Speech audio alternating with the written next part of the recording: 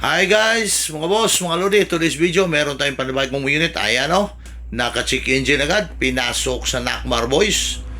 So yung kanyang problema dyan is tatlo yung problema niyan. So ayan, ini-scan na sa hotel scanner natin yan. So yung problema natin dyan, to give you an idea, so tatlo yung inindang sakit niya. Tatlo yung pinapalitan, hindi yan pala. Inindang sakit niya kapag umaga, mahirap siya paandarin. Maubusan ka na halos ng kuryente sa battery bago maka-start. So hard starting siya sa umaga. Pero pag makaandar na, mainit na yung makina, one click lang. So yun ang iniindang sakit niya. At saka yung ABS niya, umiilaw, nakailaw yung kanyang ABS. So kanyang automatic brake system, nakailaw din.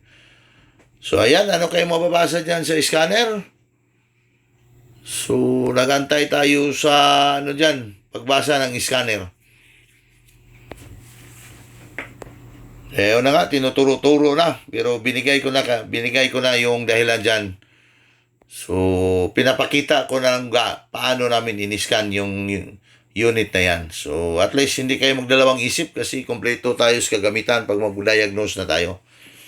So, pero kahit may scanner tayo, pag alanganin yung mekaniko natin, kahit may scanner, talagang mahirap din. So, buti na lang may scanner tayo at saka meron din tayo mga mekaniko na marunong. So, ayan, daming umiilaw dyan sa dashboard. So, yung kanyang ABS, nakailaw. Naka-check engine. So, ayun, ang unit na ito, isang Chevrolet 2012, Chevrolet Cruze 2012 model. So, ayan, automatic yan. Automatic transmission.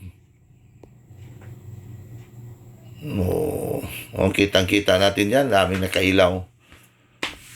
So, paano i-trouble yan? So, okay naman yung RPM niya. Malakas naman. Pero yung sa umaga lang, talagang hard start talaga. Mahirap paandarin. So, at saka yung ABS, ABS dyan nakailaw. So, yun lang ang inindang sakit niya. Yun lang ang tinutrouble natin sa unit na ito. Dalawa lang. Yung ABS at saka yung hard starting pag umaga. So, ito na yung nakikita sa scanner. Isang pinull out na, binunot na yung isang camshaft sensor dyan. So, ayun. Kitang-kita, na-pull out na yung camshaft sensor yan, kung saan banda pwesto nakalagay. So, ayun yung sample.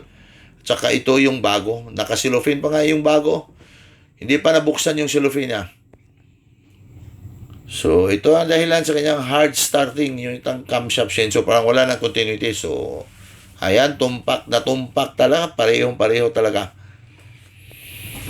So, ito yung isa sa dahilan bakit hard starting siya kapag umaga. Pero pag mainit na yung makina, one click na agad.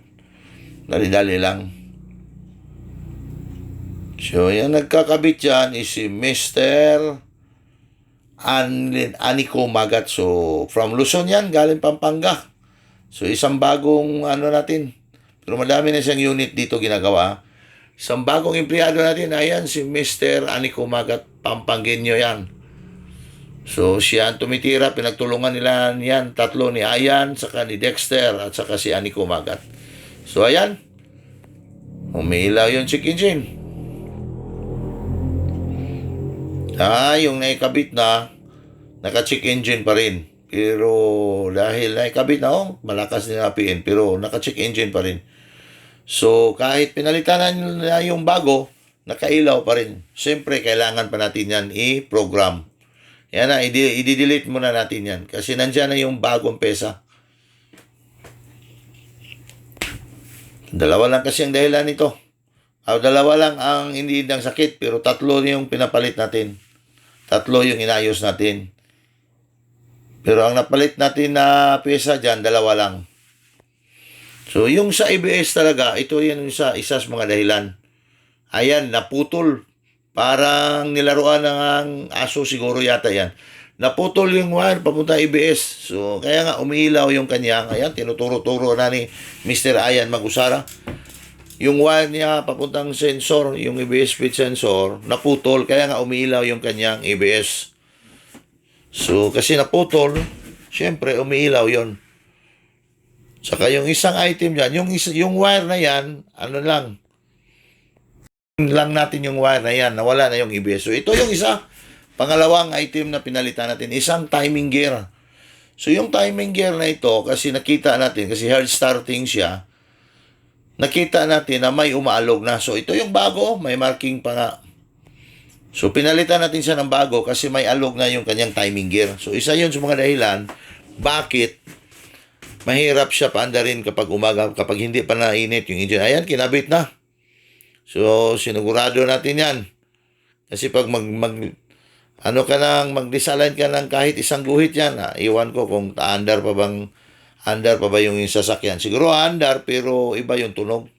So, ayan pinapakita natin dapat yung gear na yan, yung timing mark, dapat align sila talaga.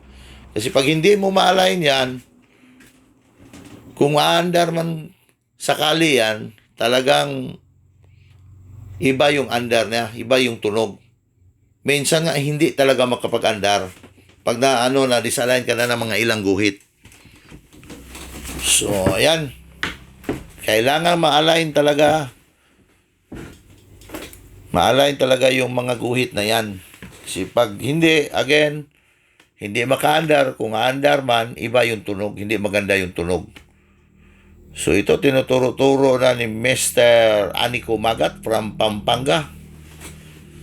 So siya yung bagong backup natin. So shortcut tayo dito kasi naikabit na lahat. Siyempre, is-OP natin yan kasi mabusising pag-ayos natin yan.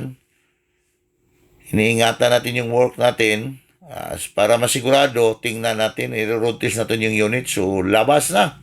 Chevrolet Cruze para mag-road test. So, ayan. Nakalabas na sa shop. Dito na sila sa daan. Mas kasubukan na yung gawa sa mga Nakmar boys natin ngayon. Kung goods na goods ba yung trabaho nila. So, sana nga, goods na goods. Para another satisfied customer na naman. So, ito. Naghanap na sila ng daan kung saan sila patungo para mag-road test yung unit. So, parang punta sila yata sa Calamba. So, at least makaabot ng malayo para sure ball yung trabaho natin. Kahit magsunog tayo ng gasolina o krudo, at least yung trabaho, yung gawa natin, sure ball.